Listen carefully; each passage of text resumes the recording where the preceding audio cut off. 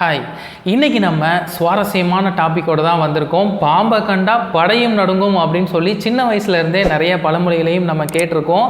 பாம்புகள் ஒரு இடத்துல இருக்குது அப்படின்னா 10 அடி தொலைவில் தான் நம்ம இருப்போம். அந்த அளவுக்கு நமக்குள்ள ஒரு பயம், அந்த வார்த்தையை கேட்டாலே ஒரு விதமான ஒரு பயம் உருவாகும். நம்ம இந்த அளவுக்கு பயப்பட்டாலும் ஒரு சில நாடுகளில் இந்த பாம்பை அசால்ட்டாக கையில் பிடிப்பாங்க. இந்த பாம்புகளை உணவாகவும் பயன்படுத்துகிறாங்க. ஒரு சில இடங்களில் இந்த பாம்புகளுக்குன்னு சொல்லி கோவில்லாம் கட்டி வழிபடுவாங்க. நிறைய இடத்துல நம்மளும் பார்த்துருக்கோம். ஆனால் இந்த உலகத்தில் வினோதமான பாம்புகள், இந்த பாம்புகளை பார்த்தோம் அப்படின்னா நம்மளே வியப்படைவோம், ஒரு ஆச்சரியத்தோடு பார்க்க தோண்டும். இந்த மாதிரி நிறைய வகைகள் இருக்குது. அதில் 5 பாம்பு வகைகள் பற்றி தான் இந்த வீடியோவில் நாம் பார்க்க போகிறோம். இடத்த பிடிச்சிருக்கிறது டெசர்ட் ஹார்ன் வைப்பர். ஆப்பிரிக்க பாலைவனங்களில் இந்த பாம்புகள் அதிகமாக காணப்படுது. இந்த பாம்புகள் 2 அடி நீளம்தான் வளரும்.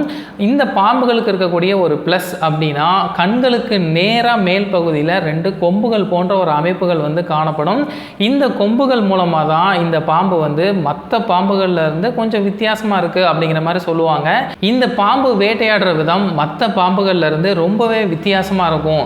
இரையை தேடி வேட்டையாடுறதெல்லாம் கிடையாது. இரை தன்னுடைய பக்கத்தில் எப்போ வருதோ அந்த டைமில் மட்டும்தான் இந்த பாம்புகள் வேட்டையாடும்.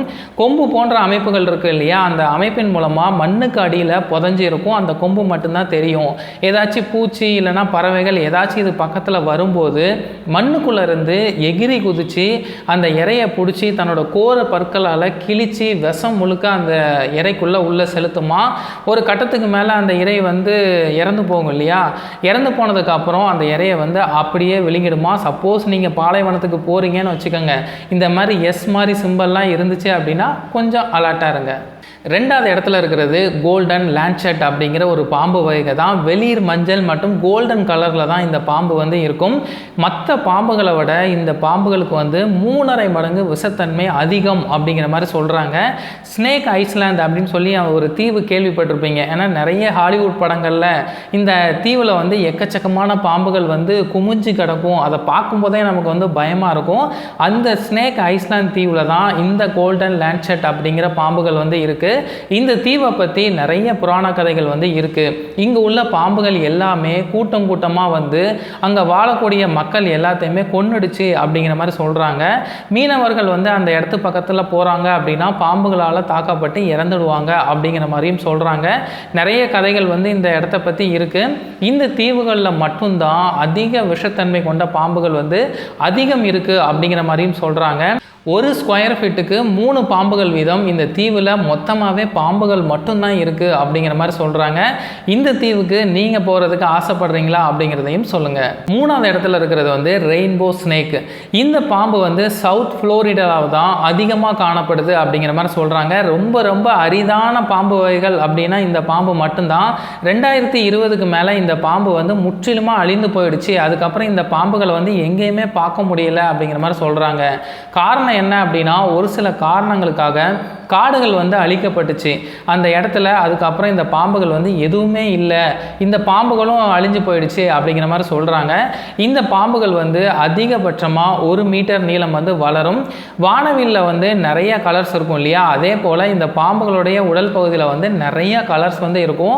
இதுதான் மற்ற பாம்புகள்ல இருந்து இந்த பாம்பு கொஞ்சம் டிஃப்ரென்ஸாக இருக்குது அப்படிங்கிற மாதிரி சொல்லப்படுது. சின்ன சின்ன தவளைகள், பூச்சிகள், இந்த மாதிரி விஷயங்கள் தான் இது சாப்பிடும். மேக்சிமம் பார்த்தீங்கன்னா இந்த பாம்பு தண்ணிக்குள்ளே தான் அதிகமாக இருக்கும் அப்படிங்கிற மாதிரி சொல்கிறாங்க. 4வது இடத்துல இருக்கிறது எலிஃபண்ட் ட்ரங்க் ஸ்னேக்கு.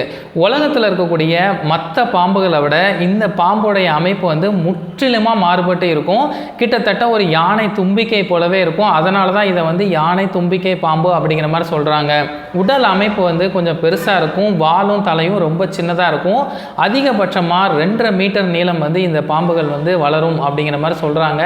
பொதுவாக நீர்நிலைகளில் மட்டும்தான் இந்த பாம்பு இருக்கும். இந்த பாம்புக்கு அந்த அளவுக்கு விஷம் கிடையாது அப்படிங்கிற மாதிரி சொல்கிறாங்க. ஆசியா மற்றும் ஆஸ்திரேலியாவில் தான் இந்த பாம்புகள் அதிகமாக காணப்படுது அப்படிங்கிற மாதிரியும் சொல்கிறாங்க. 5வது இடத்துல இருக்கிறது மலகசி லீஃப் நோஸ் ஸ்னேக். இந்த பாம்போட பேரே கொஞ்சம் வித்தியாசமாக தாங்க இருக்குது. வடகாஸ்கரில் வறண்ட மற்றும் மலைக்காடுகளில் இந்த பாம்பு அதிகமாக காணப்படும். அதிகபட்சமாக 1 மீட்டர் நீளம் வரை வளரும் அப்படிங்கிற மாதிரி சொல்கிறாங்க. ஆண் பாம்புகளுடைய மூக்கு நீண்டு தட்டையாக இருக்கும். பெண் பாம்புகளுடைய மூக்கு இலை வடிவத்தில் இருக்கும்.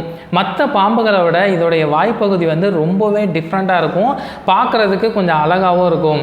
இந்த பாம்புகள் வந்து வேட்டையாடுற விதமே கொஞ்சம் டிஃப்ரெண்ட்டாக இருக்கும்.